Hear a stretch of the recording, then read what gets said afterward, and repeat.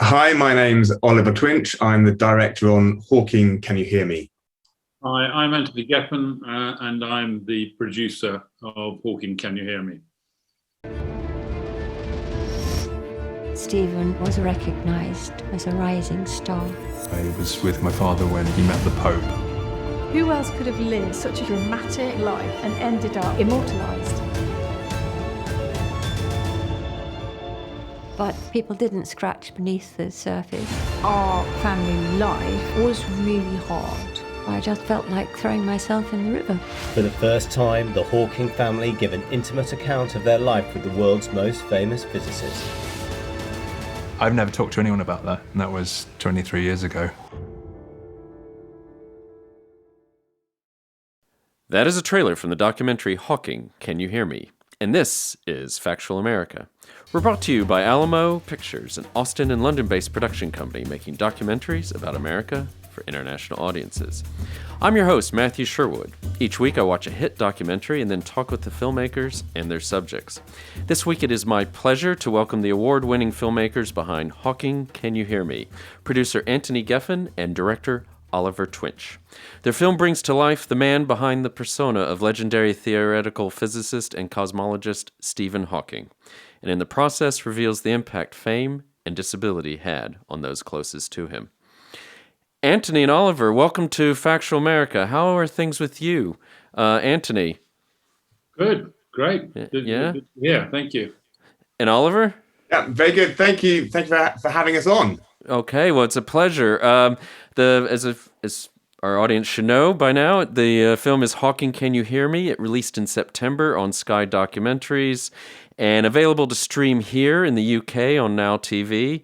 Guys, is it streaming anywhere else? Are international audiences able to see this yet? Yeah, it's going to go out. It's going to go out around the world, but it will go out around the world next year. Because there may be various cinema before. It's a cinema film, and there may be various cinema releases before it goes out elsewhere in the world.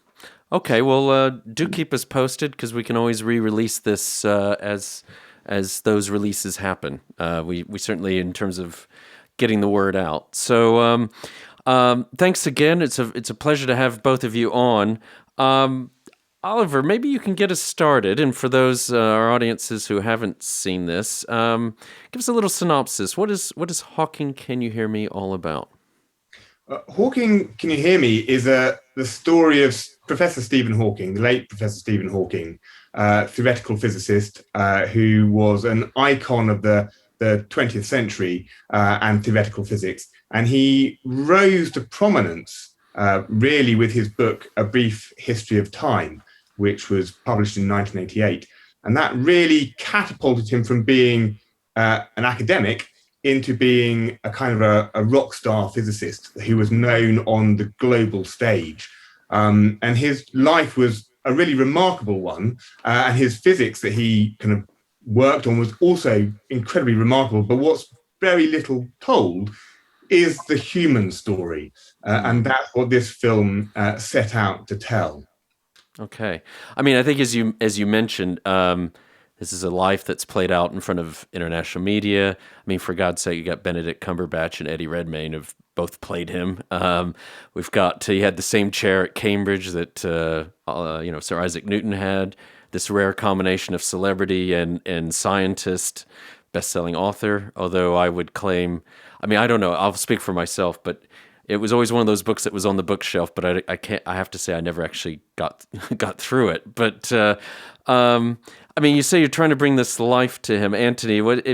Is this what captured your attention in terms of doing this project, trying to bring this or maybe what are we gonna see that we haven't seen before? Well, I think in the very beginning, when I was thinking about this film, really, there had been a lot of scientific films made about him. And what interested me was here was an icon, a man in a wheelchair, and we knew very little about the real person because he didn't particularly talk about himself in that way. Neither did anybody else. And so from the very beginning, it was clear very special access was going to be needed. And I met about 4 or 5 years ago with him, actually on the pretext of doing something else, doing a doing a VR film about the universe with him. And we got on very well. And we are, actually that hasn't come out, it'll come out next year, but we started a dialogue that I wanted to start, which was about would he be prepared for a film to be made about him that hadn't been made before, one that, you know, had other people around him speaking, and was a very honest film, you know, and that's the only film we really wanted to make, you know, a film that really got to the bottom of who he was. Okay. And Oliver, what do you think are some of the main misconceptions about Stephen Hawking in his life as you got in on the project, and what you discovered as you started filming this? Well, I think one of the things that's really kind of I was quite interested in was, and Anthony was, that he almost was like a kind of as an icon and put on a pedestal, there you can somehow become slightly two-dimensional, and you have kind of a presence and a persona which is there for the audience and for the cameras and for the big stage, and yet what's going on behind the scenes is much less understood. I think the intimacy that Anthony talked about, of his personal life and his relationships and the challenges he faced, are ones that have less been explored, largely because there hasn't been the ability to explore those with the people who are so important in his life. I think what we had here was the extraordinary access that Anthony had got with the family, and persuaded them to take part in this project. And so what you see is this much more kind of intimate family picture that kind of tells the story of how difficult it was, I think. I think sort of in a way, he was a man who came on stage, he spoke, he had his computer voice, he was able to give speeches with you know, amazing pictures and things like this. And you forget how difficult it was to actually put that show on the road. To get to that point was actually extraordinarily difficult. And this is something that his daughter Lucy talks about, is just how difficult it was just to put one sentence together. Could take an extraordinarily long time. And on this public stage, it happens at a click of a switch and it's all pre-recorded.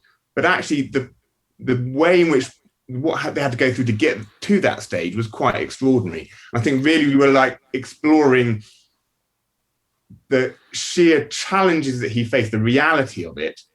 And if you know how difficult things were and how challenging things were through his everyday life, you came to understand more how extraordinary his triumphs were. Yeah, I mean, indeed. I mean, I think it's as you say, I mean, he also, I mean, to a degree, he played up the persona, though, didn't he? I mean, and he was a very private man, so it almost required being told through the eyes of those close to him in order to get to it. You're right. I think he was a very private man, and actually, when we started to get involved in this film, you could see there were very few people around him who really understood what was happening and what happened in his life.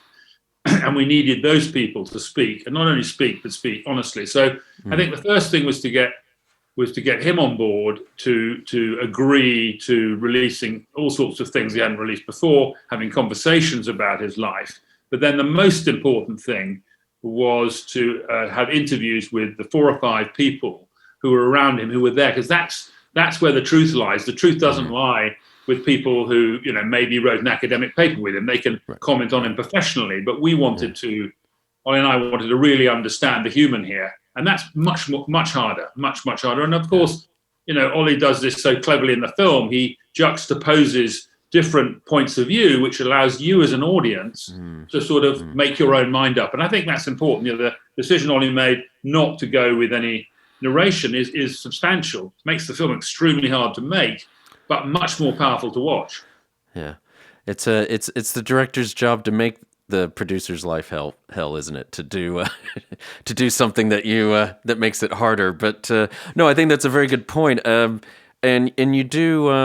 I mean, how was that in filming because you say it's these 4 to 5 people, specifically his children, his first wife, his sister, and then there's another layer, I guess. I mean, these people, it's a very intimate story for them. This is certainly the children. This is their upbringing. There's a lot of, I mean, Oliver, how did you find that filming them? Because they do expose themselves in a way that maybe they've never had before. Well, I think it's probably a question for Anthony, because I came onto the project at the stage where some of these early key interviews that Anthony had kind of filmed them already. And then I came on to kind of like fill it out. So people like his sister and Helena Jones were people who we kind of brought on board later. But those key interviews, which are so raw and powerful and extremely open and candid, were ones that Anthony produced and was there for the interviews as well. So he'd be better to talk about that. Okay. I mean, I think the, you know, and you met all the family, obviously, Ollie, and were able to take the filming in a different direction as well. But I think the family took a long time to trust, because it's very easy to be burned. But, you know, we have a track record of making films at Atlantic, and the films that Ollie himself made, which I think people can see, you know, working with Obama, Attenborough, Judi Dench, you know, the House of Commons, the Queen and the Coronation. There's a trust level here that we had to get across, that they would allow us to really push those interviews so we could get what we believe is the truth of what happened. That's very hard, and it took time. It took months and months and months to get that confidence, even though we'd done many films where, you know, other people had trusted us, and films had turned out extremely well for them. But we were asking to trust us because we wanted to tell the truth here. And I think there's a little odd period. I think when Stephen Hawking died, I think a lot of reflection was going on in the family, because you see in the film, lots of tough things happened. And I think that was possibly the right moment, not long after that, a year after that or so, where they were prepared once and once only. And I said, why don't we do this once, make a film that really tackles everything and put everything on the table. We're not going to not tackle things, because we're going to make a view of his whole life, the human story. And I think they bought into that and they trusted us. But it took, in some cases, several interviews, because it was very painful. What they had experienced was very painful in some cases. And that's not easy. And to be honest with you, standing there, it's some of the toughest interviews I've ever been involved in, because you could feel the pain was palpable in the room. And there was the crew was feeling that pain, you know, that they felt. But they were very, very powerful interviews, and they're amazing that they put themselves through it. But I think they put themselves through it knowing that this was the film where once and once only they could trust, and it would tell the true story.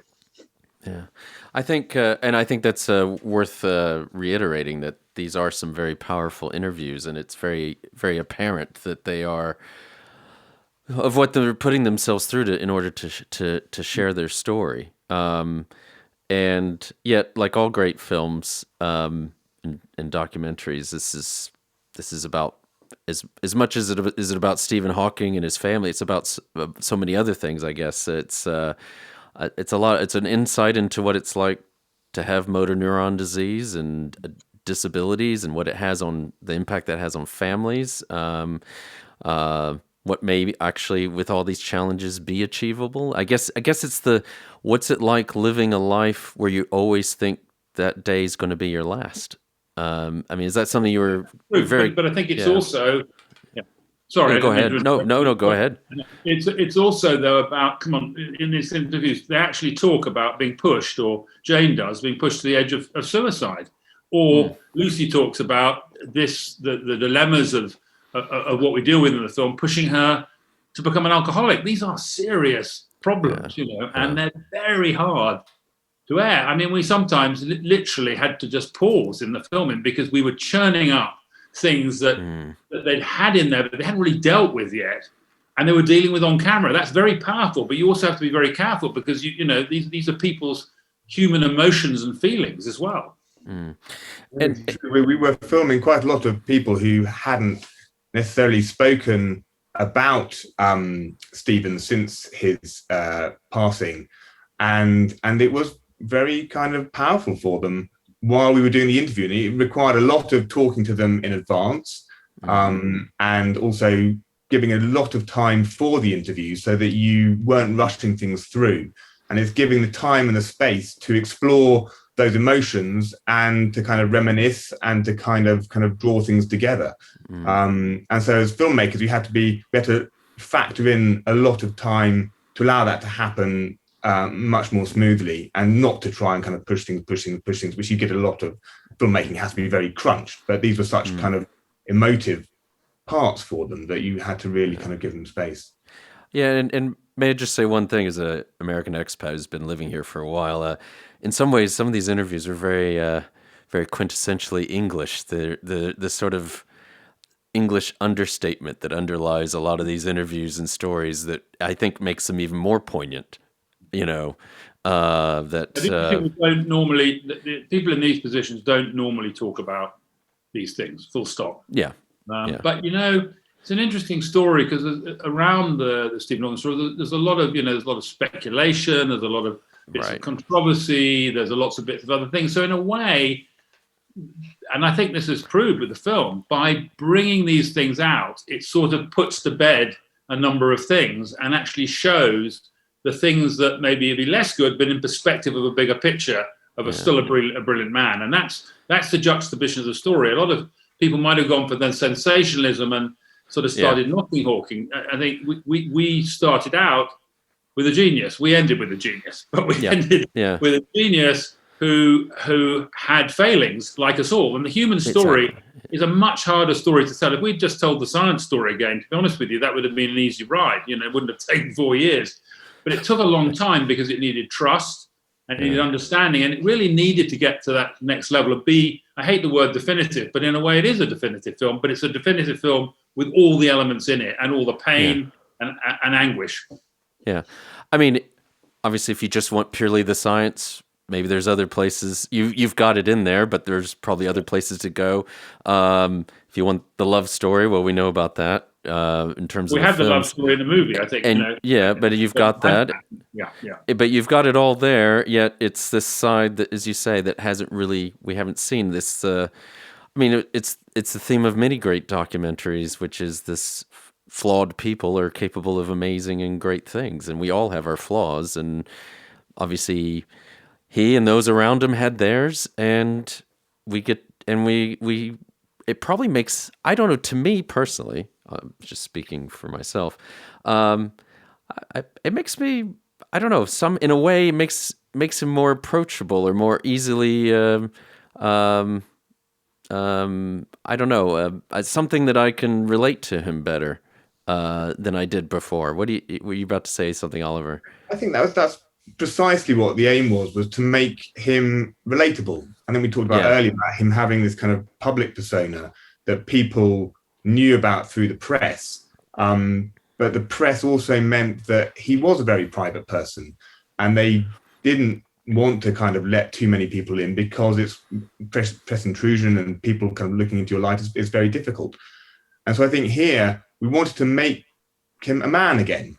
And there's one of the things that his son Robert had said at his eulogy, and then how he ended was that he was his father ultimately at the end of it. And this is what we wanted to tell the story of: was a man who was a father, he was a husband, he was a brother, and these were human kind of relationships that we can all relate to.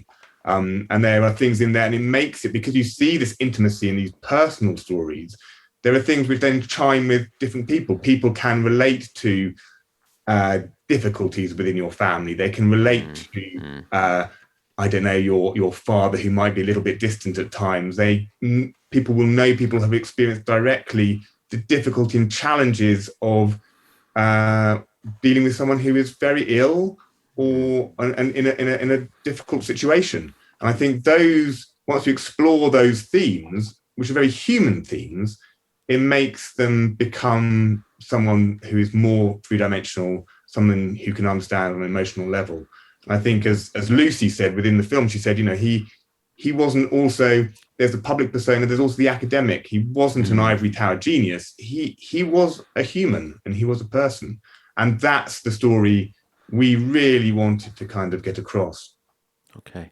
I think that takes us to going to give our listeners an early break and let our sponsors say a word.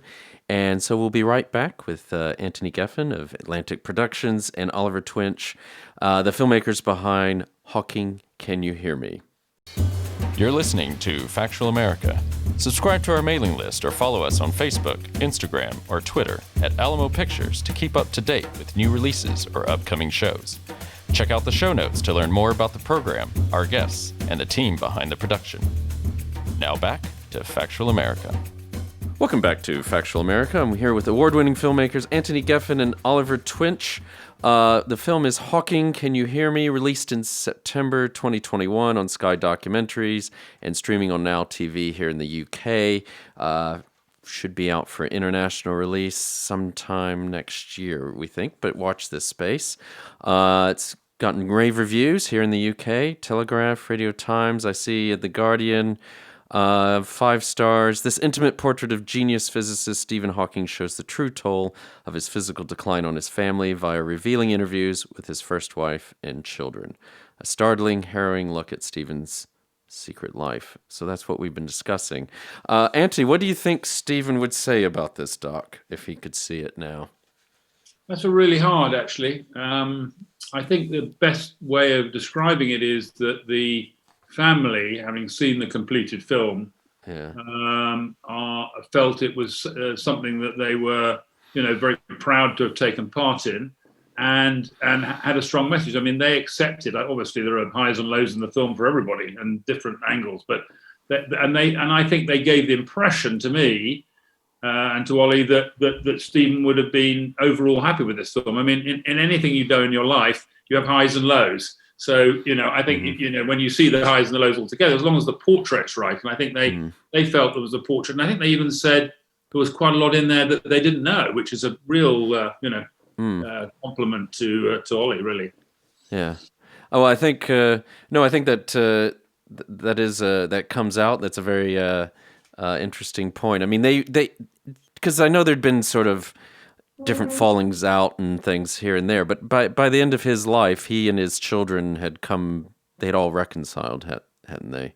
And they were back on roughly on speaking terms. Is that correct? Very much so. I mean, he was writing books with Lucy, and they were doing talks together. Clearly, you hear in the film the stories about Tim, who's there as well. He's still in England. Robert's kind of in America, so he's much further away. So he's living in the States. But there's this reconciliation which comes about later in his life. So I think that's kind of very powerful for them, and means a lot to them as well.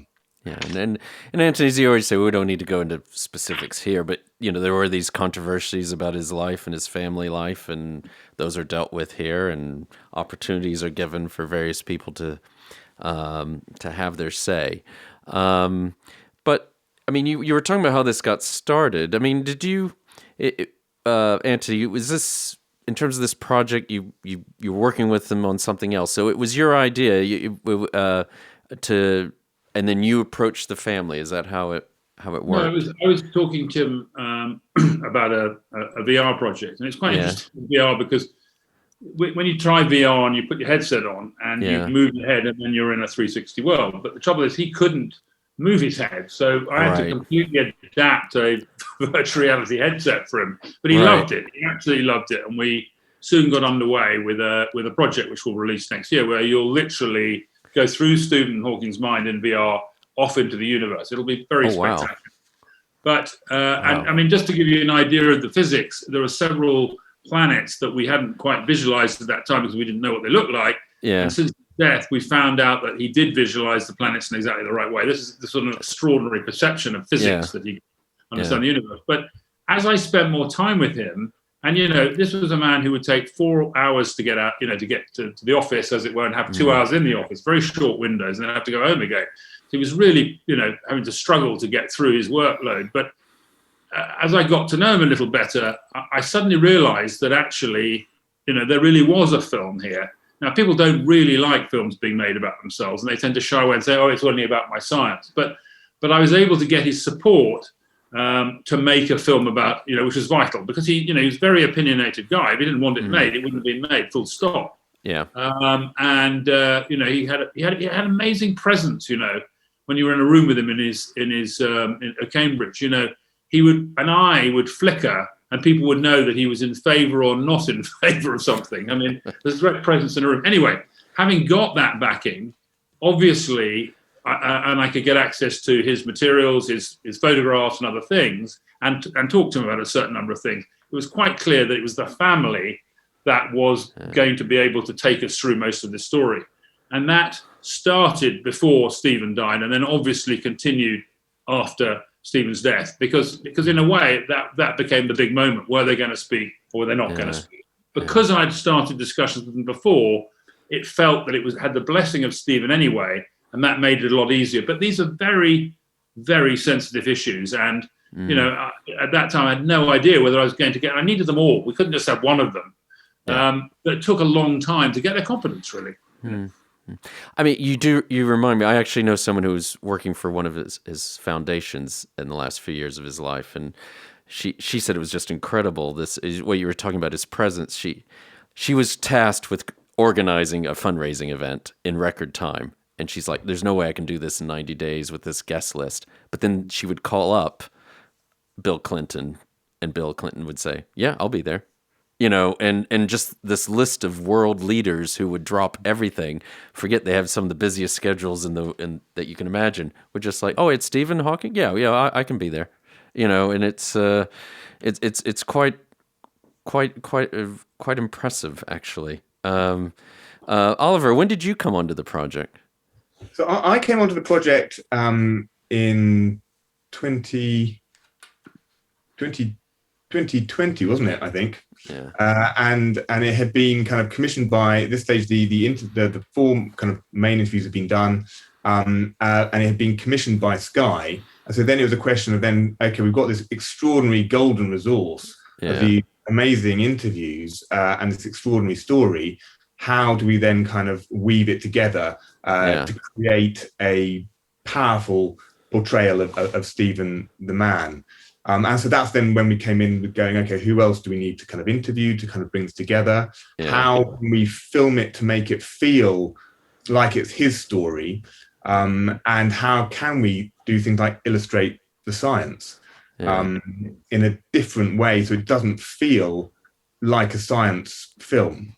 Yeah. And as you said, the science has been done in many different kind of series and films before, and we wanted to kind of keep it on the emotive level. So that's where we started. Just as you're talking about world leaders saying yes, if you're filming in Cambridge for a film about Stephen Hawking, in which Stephen Hawking Foundation has given its blessing, then it becomes a lot easier to suddenly film in Cambridge colleges at the drop of a hat and go to different places. You find a lot of doors open very fast. And so it really was then the key to kind of really to work out which were the bits of the story that would really help tell his journey in the most kind of emotive way. So that was really cool. I think what's unusual about this film, partly is because it obviously hasn't got narration, is all the way through the process that I was making it, tiny changes can change a much bigger view, because the balance can fall out on a person. So you think this is the way they're going, and then they go in a different direction. And it's a very finely honed film to allow the audience to sort of go through that and make their own view. But very small changes could have a big impact on how we could see Hawking or see one of the individuals in the film.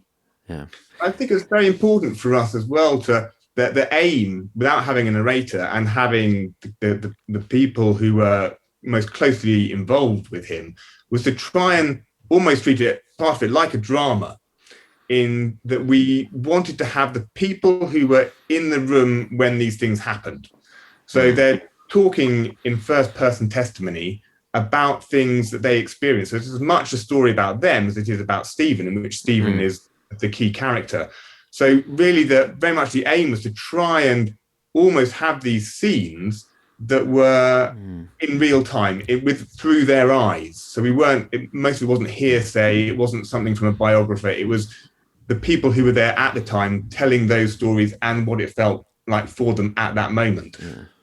That was crucial to kind of working out who else we would interview and how we would interview them.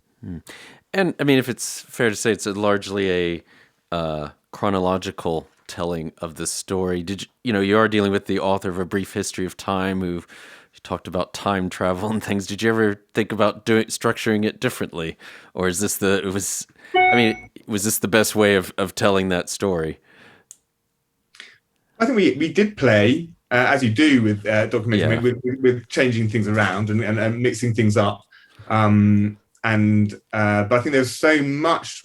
What we kept was that idea of time and timelessness, and why we chose to film these all the shots we have in Cambridge, where he spent most of his life.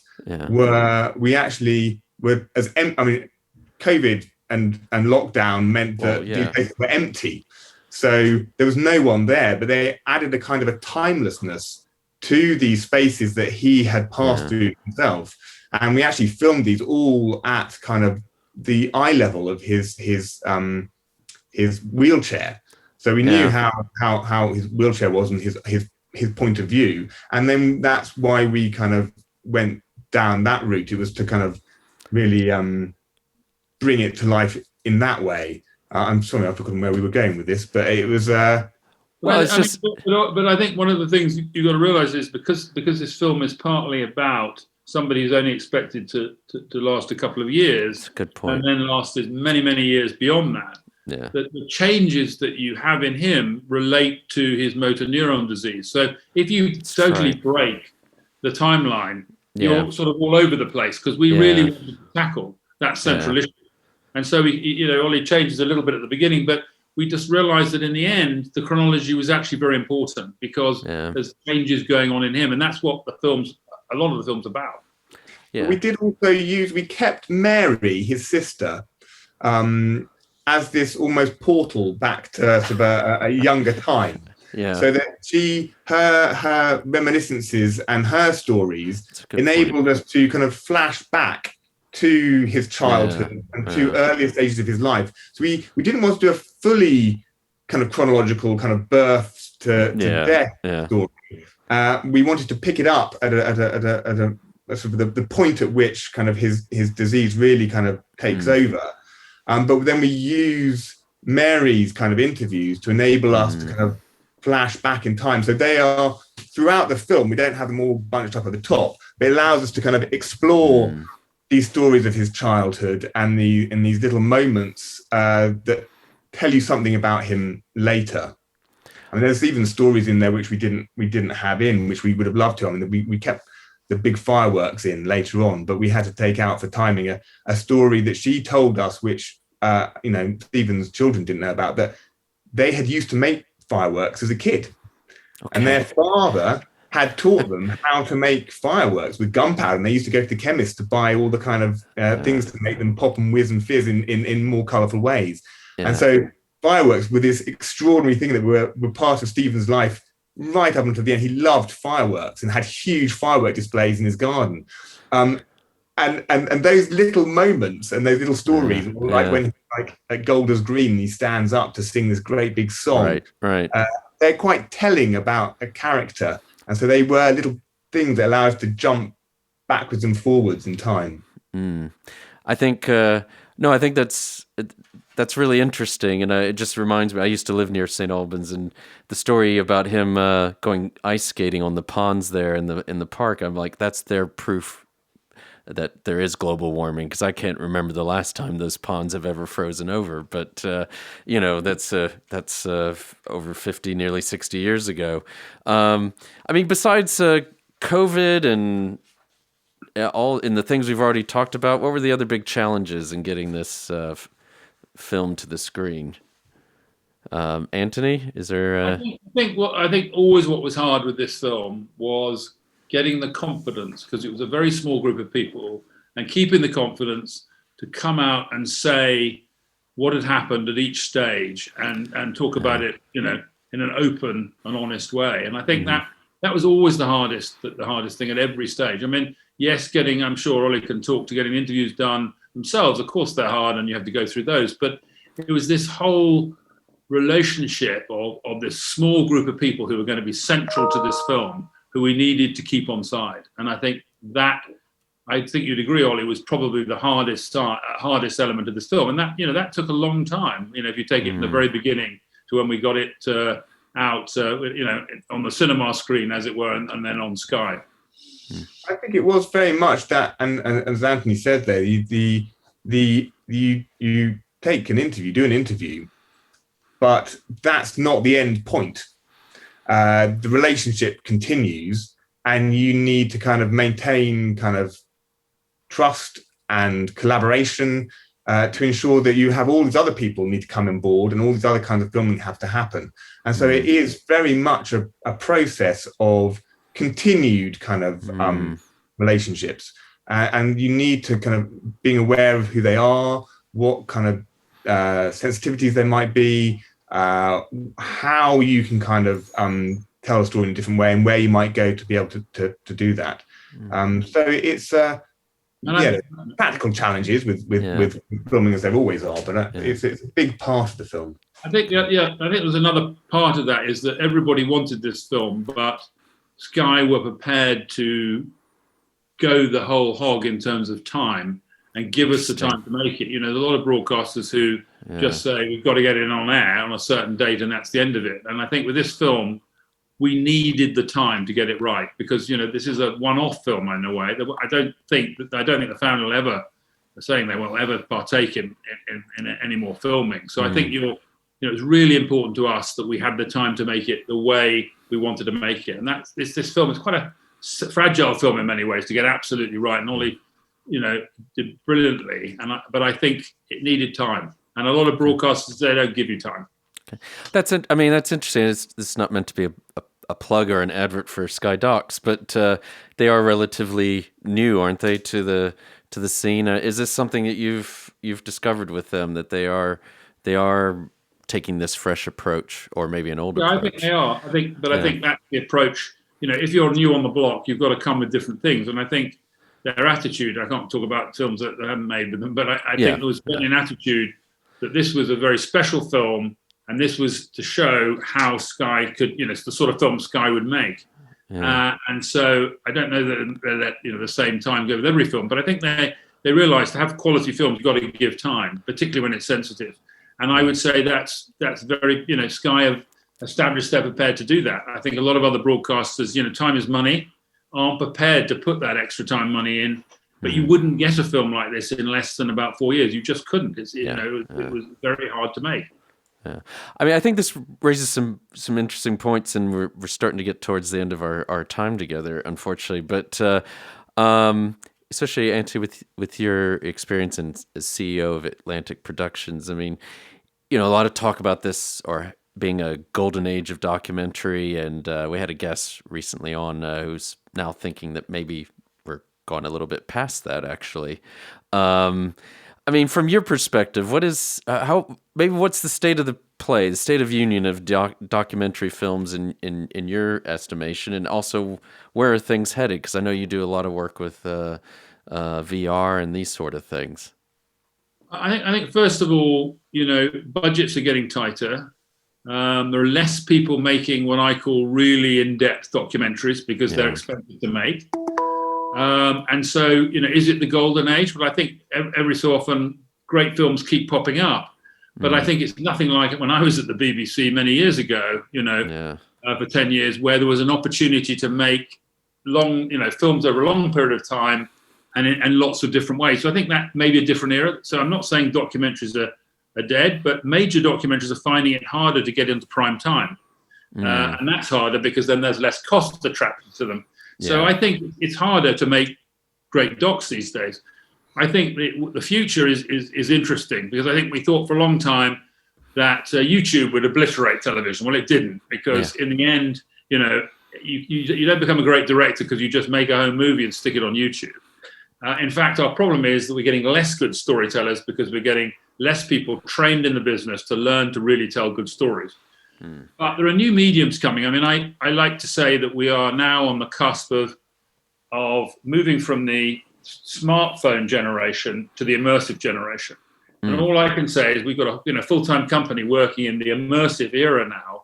And I think that's a very, very exciting era. And it's only going to become exciting when everyone can have access to it. And it's not just dependent on a VR headset, which some people like and others don't.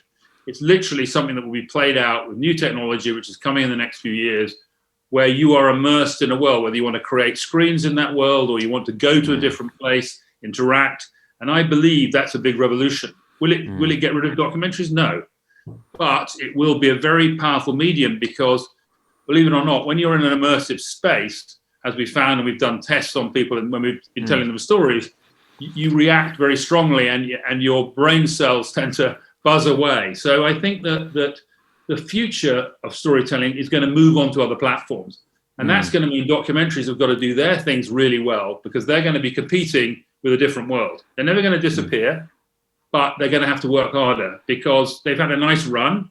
2D is great. 3D was short-lived but great. Yeah. But immersive storytelling can be 15 or 20 minutes at the moment in an immersive world, and we've already found that we can get millions of people to plug into these experiences. So, I think the world's changing, and I think that's good.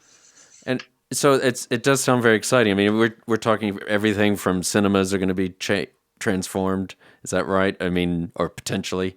Potentially, yeah. Potentially. Yeah. I think cinemas will still be great, but I think what this means is you can get what you want, where you want, on the go, in an immersive environment that you can that you can control. And these are anything from, we just finished one with David Attenborough where you go into, it's called Museum Alive, and it's on Apple, where you literally plug in your whole worlds are created on your desk and you interact with them.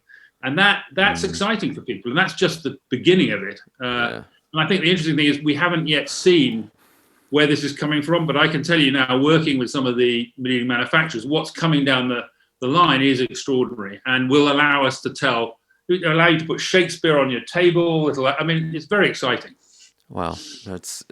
And Sir David is adapting like everyone else. I mean, he's amazing. David is a brilliant storyteller, and so therefore, having had 10 years working with him, the beauty of this is that I can adapt things we made before in a 3D world and the BAFTA-winning stuff. I can adapt now into this new world, so David will go on to the latest platforms forever because he's a great storyteller and a great individual. And Oliver, as a director, what's your perspective on this, and how's it affecting you?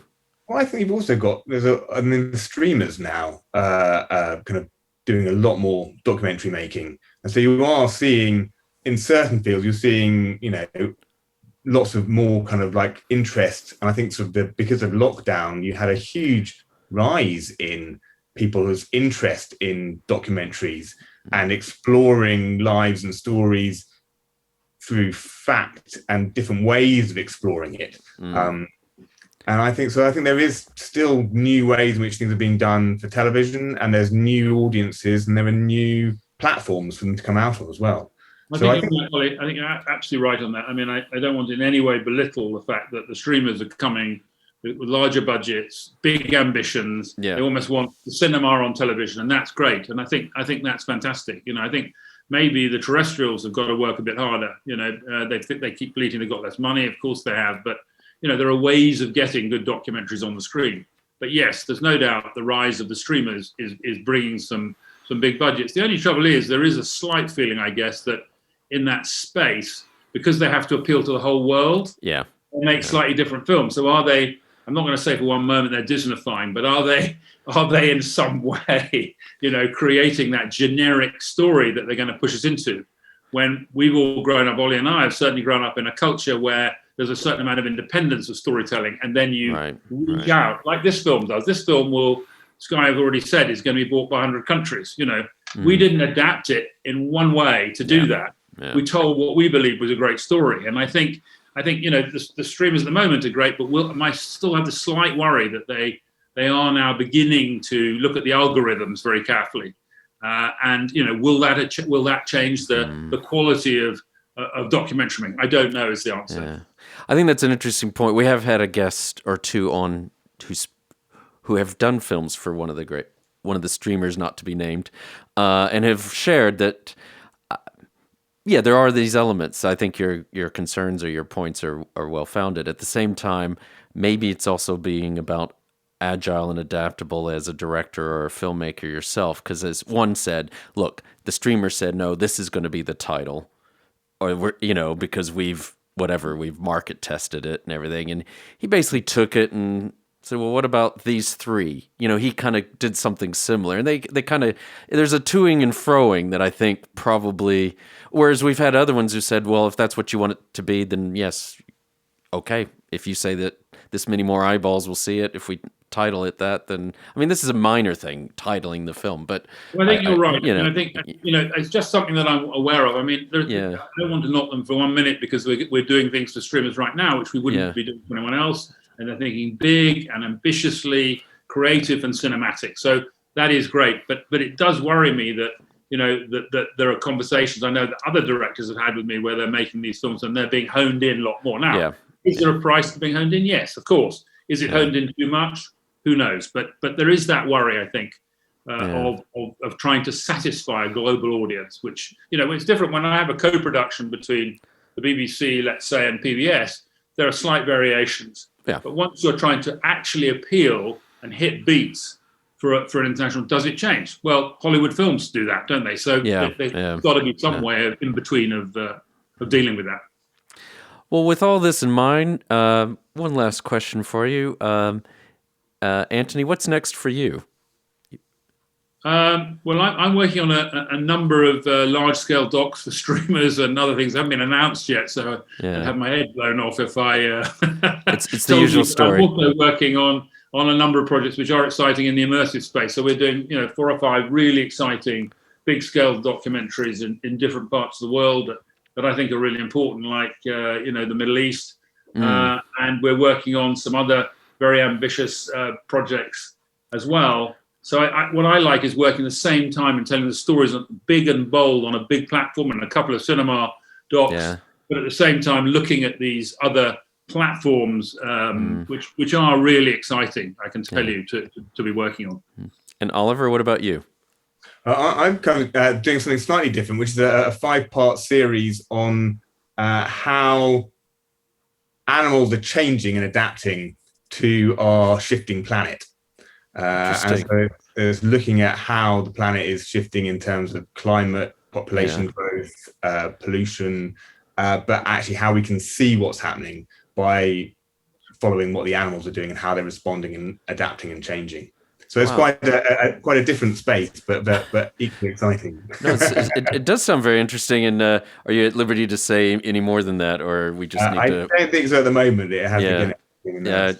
Okay. Well, can I thank both of you so much for coming on? It's been a thrill having you on. Really enjoyed talking about the film Hawking, Can You Hear Me, which is released on Sky Docs in September and is available in the UK on Now TV and will be releasing worldwide in the months ahead. So both of you, if I haven't scared you off, hopefully we can have you on again sometime. It's it's an exciting time, and as you've already talked about, to be in this field, and it's very interesting, and I know our audiences would love to hear more. So thanks again for coming on. Thank you. Thanks very much. Thank you. So just want to give another big thank you to Anthony Geffen and Oliver Twinch, the producer and director of Hawking, Can You Hear Me? Released on Sky Docs in September 2021 and can also be found on Now TV. Want to basically alert you to an exciting new collaboration we'll be announcing in the coming weeks with a leading film magazine, so please watch this space for more details. A shout out to Sam and Joe at Intersound Audio here in Eskirk, England, which is just outside of York. And a big thanks to Nevin Apaunovich, our podcast manager at Alamo Pictures, who ensures we continue getting such great guests like Anthony and Oliver onto the show. And finally, a big thanks to our listeners. As always, we love to hear from you, so please keep sending us feedback and episode ideas, whether it is on YouTube, social media, or directly by email. And please remember to like us and share us with your friends and family, wherever you happen to listen or watch podcasts. This is Factual America, signing off. You've been listening to Factual America. This podcast is produced by Alamo Pictures, specializing in documentaries, television, and shorts about the USA for international audiences. Head on down to the show notes for more information about today's episode, our guests, and the team behind the podcast. Subscribe to our mailing list or follow us on Facebook, Instagram, and Twitter at Alamo Pictures. Be the first to hear about new productions, festivals showing our films, and to connect with our team. Our homepage is alamopictures.co.uk.